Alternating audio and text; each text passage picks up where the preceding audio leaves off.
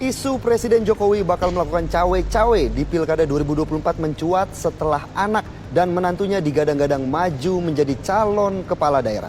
Bahkan Ketua DPP PDIP menuding jika Presiden Jokowi membuka peluang melakukan cawe-cawe. Bukan hanya mencium, ada yang cawe-cawe, ya. Tetapi melihat dengan jelas dan gamblang. Basa Jawa ini cetha welo-welo. Ya. Cetha welo-welo. Artinya cetha welo itu gamblang banget, ketok banget gitu loh. Kelihatan sekali gitu loh ya.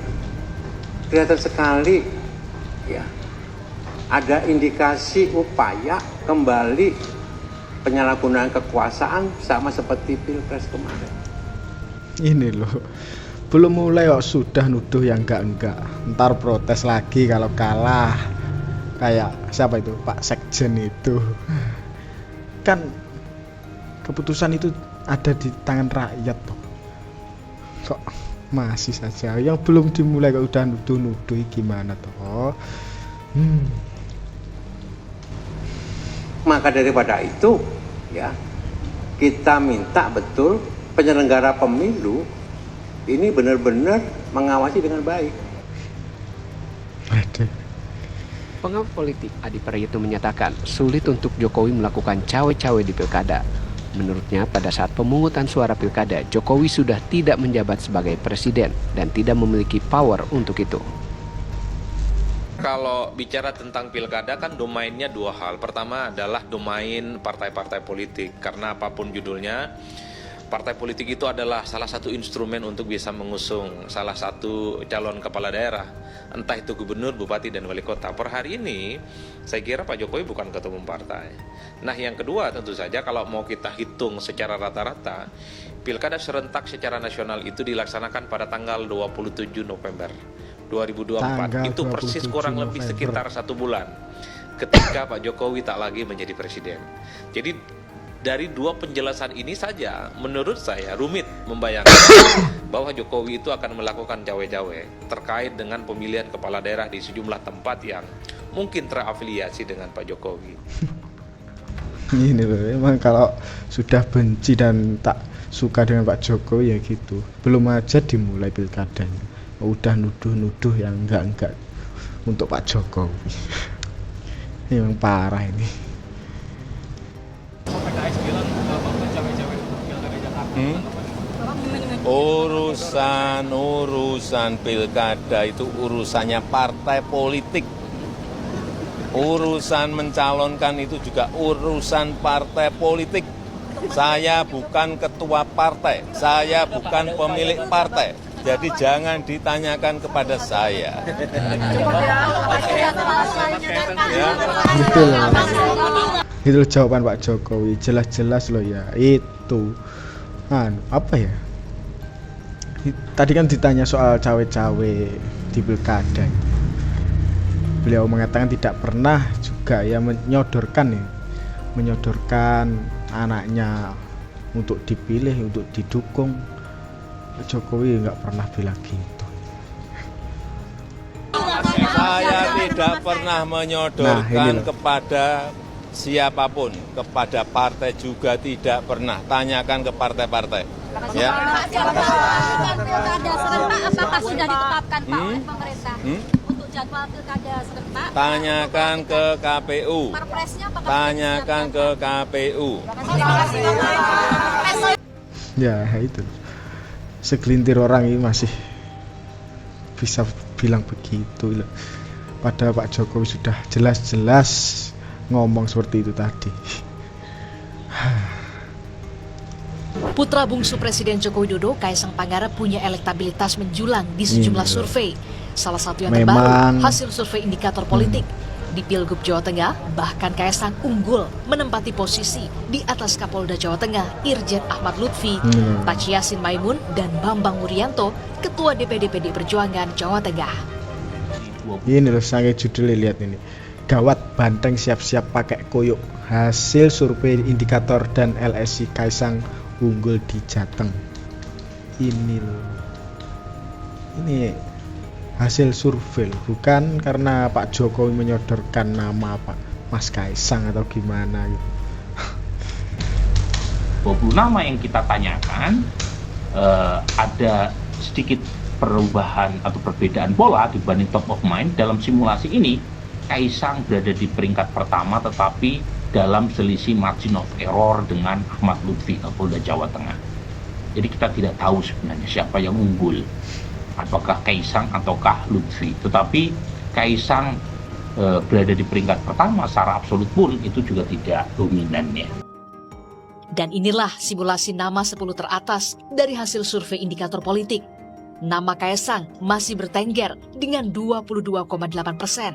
Disusul nama Kapolda Jawa Tengah Irjen Ahmad Lutfi 19,7%, Mas Kaisang Pangarep Pak Yassin Maimun 22,8%, dan Bambang Wuryanto 9,1%.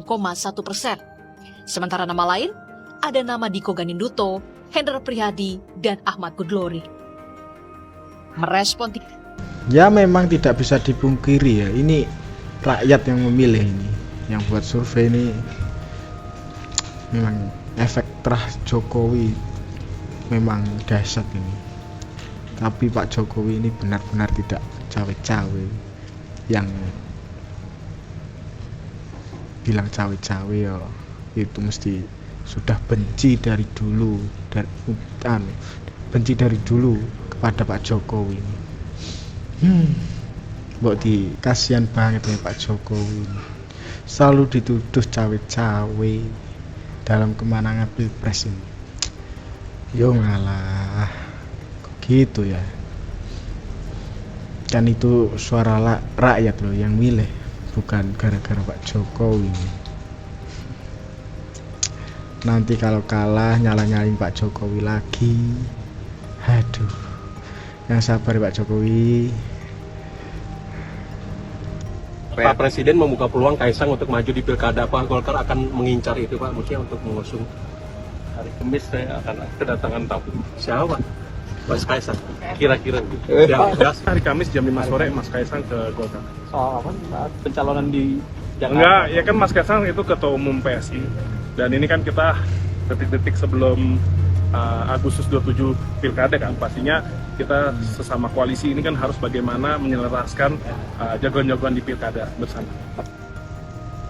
Jangan asal ngomong lah. Pak Jokowi itu sepanjang yang saya tahu enggak pernah campur-campur soal gitu. Saya kan ya masih di kabinet.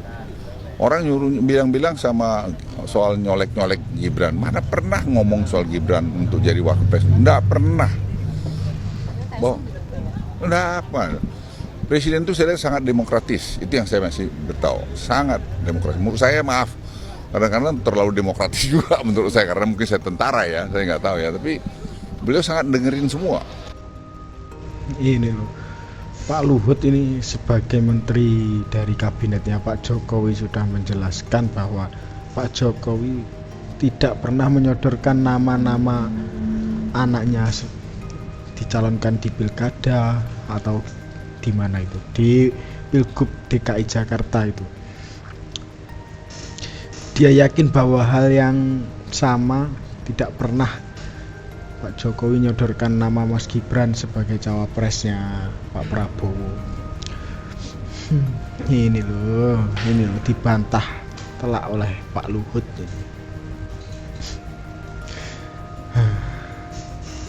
Masyarakat kita tentang perihal bagaimana sebenarnya loyalitas dan kesetiaan Pak Jokowi dan keluarganya kepada partai yang melahirkan, membesarkannya dan menjaganya hingga saat ini. Banyak yang mengatakan Pak Jokowi akan meninggalkan, mengkhianati partai yang melahirkannya. Saya secara pribadi termasuk orang yang masih berpikir positif kepada beliau.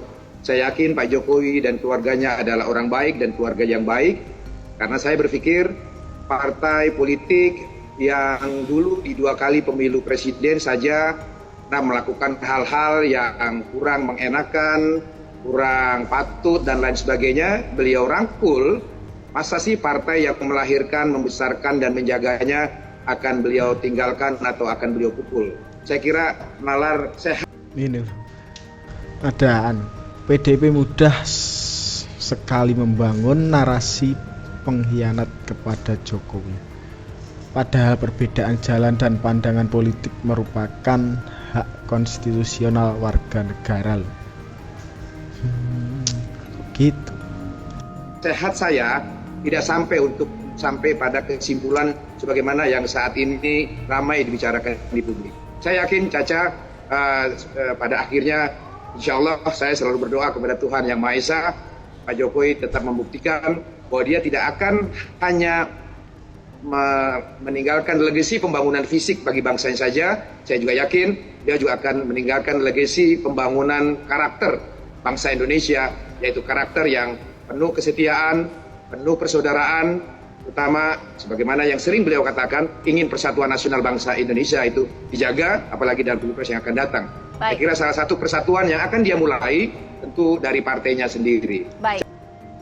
PDIP sepertinya belum dewasa nih dan masih panik. Ini merupakan hak asasi manusia loh. Ini gimana ya Pak? Pilihannya setiap orang itu kan masing-masing. Kenapa kok PDIP kok nggak terima malah bilang-bilang begitu?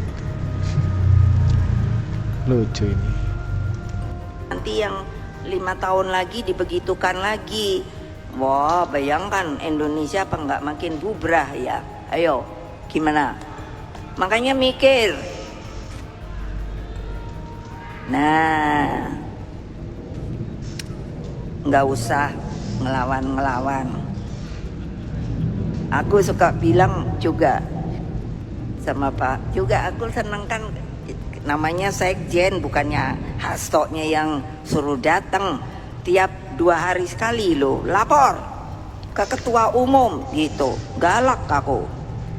Terus aku cuman bilang gini, anak-anak iki semangat gede tapi orang mikir toh, bolak-balik lawan lah, yang sebelah sono ada bedile loh. Nah kene mau pakai opo ayo. Makanya sampai saya cari-cari, akhirnya dapat keren tempatnya, yaitu yang saya bilang masuk di dalam ring 1 istana. Apa artinya? Dia adalah tempat yang harus dijaga. Ring 1 istana itu saya tahu adalah tempat-tempat yang memang harus dijaga. Artinya supaya apa? Dia berwibawa, nggak gampang-gampang. Ini yang salah siapa ayo? Loh. Ayo. Nyalahkan Pak Jokowi. Kalau jadi partai, katanya partai itu kita solid bergerak. Kalau teriak tuh semua gitu tuh, gitu loh. Parah. Kok kayaknya masih selalu goyang. Ya kalau siapa yang goyang, udah deh, nggak usah jadi PDI Perjuangan dah. Jadi saya usul ya Mas Jokowi, Anda segera membuat press conference didampingi saudara kita Mas Basuki itu, ya. Kemudian meminta maaf kepada bangsa Indonesia bahwa sekalipun sudah susah payah, sudah menggerakkan kemana-mana, tetapi investor satupun juga akan datang karena investor tidak bodoh pasti ya. Dan lain-lain lah, itu tergantung argumen Anda supaya Anda juga ada defense ya. Dan sudah selesai perkara Anda mau meneruskan HUT proklamasi kita di IKN, ya monggo, itu pun saya yakin juga akan berantakan. Mau nyari apa lagi sih? Saya ngomong sama Pak Jokowi, kalian pemimpin, pada kenalkan suaranya siapa ini? Apa yang dipikirkan dan dituliskan oleh para pendiri bangsa, bukan kita bikin versi-versi.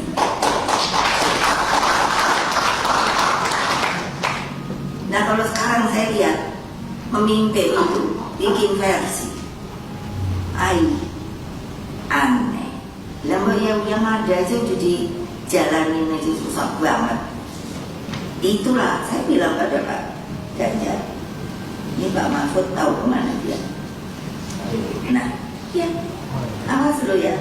Lo kalau gue jadiin pemimpin, saya jadikan. Banyak yang bilang bukan ibu jadikan. Ya terserah. Tapi saya bilang sama dia, saya jadikan karena apa? Kamu masuknya PDI Perjuangan. Kalau terserah, kalau mau independen, partai lain ya kan saya yang jadikan. Gitu loh. Kamu harus mengikuti konsep kebangsaan kita. Karena itu benarnya. Tinggal dijalankan itu paripurna. Dalam upaya mencopot Anda, siapa? Ini loh ramalan dari Pak Gus Dur waktu dulu ini. Coba kita dengarkan. Orang yang paling bertanggung jawab atas pencopotan tersebut menurut Anda? 2. Siapa? Amin Rais dan Megawati. Mengapa? Hah? Bukan ramalan ding. Ini kayak ucapan yang terbukti dari Pak Gus Dur ini. Tanya sana dong, gue tanya. Mereka merasa dirinya benar, ya sudah. Besok-besok akan terbukti oleh bangsa ini sendiri. Mereka merasa dirinya benar, ya sudah. Besok-besok akan terbukti oleh bangsa ini sendiri. Mereka merasa dirinya benar dan itu akan terbukti dengan bangsanya sendiri. Itu kata-kata Pak Gus Dur. Nah, itu tadi informasi yang dapat saya sampaikan. Jangan lupa tulis pendapat kalian di kolom komentar dan jangan lupa subscribe channel Sudut Pandang. Sekian dari saya, terima kasih.